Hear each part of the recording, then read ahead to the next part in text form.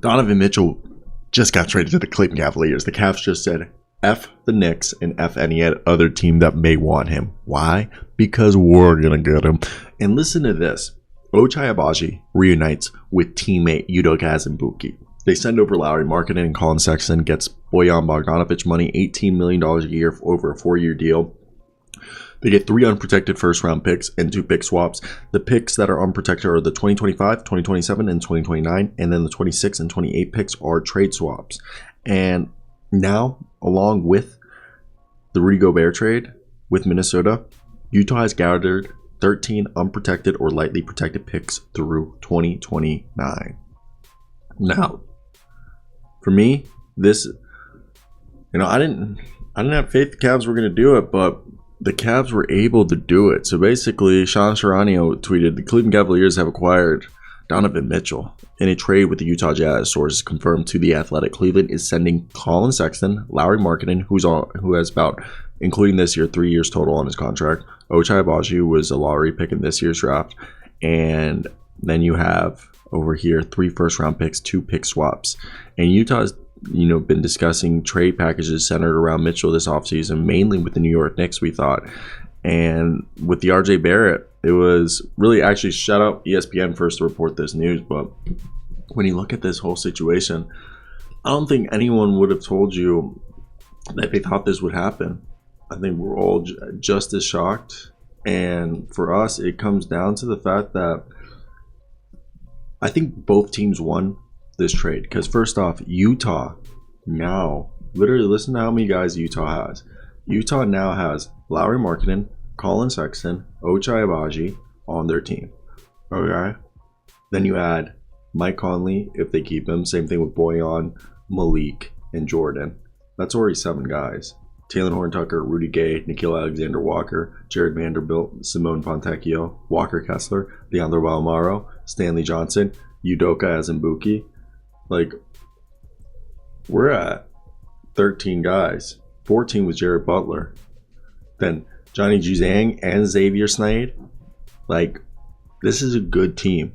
I'm not saying that they're going to go deep into playoffs, but this team is a team that, is one of the better rebuilding teams. Like, they have 13 picks over the next 7 years, basically.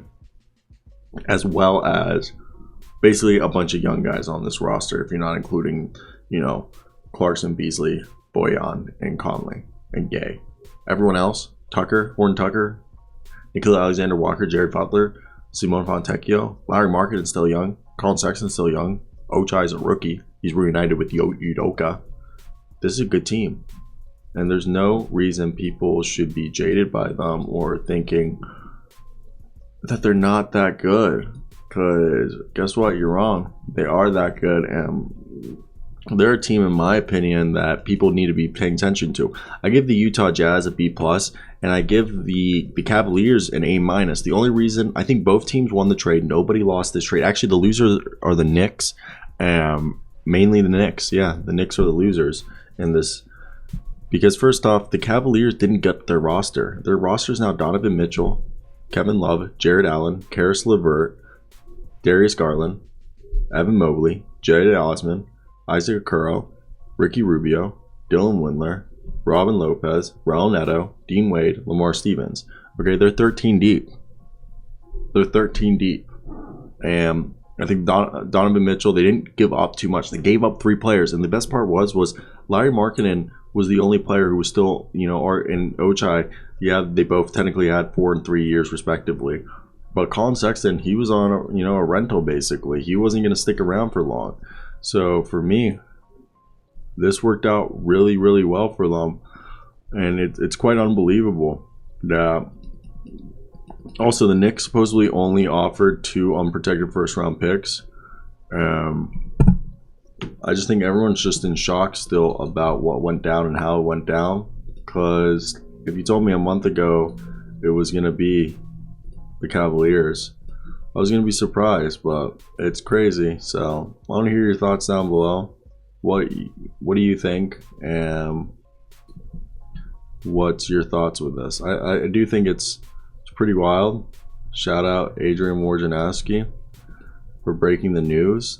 And again, it's still crazy that this happened, because I don't think anyone, if you told them again that this was it, they wouldn't have believed it.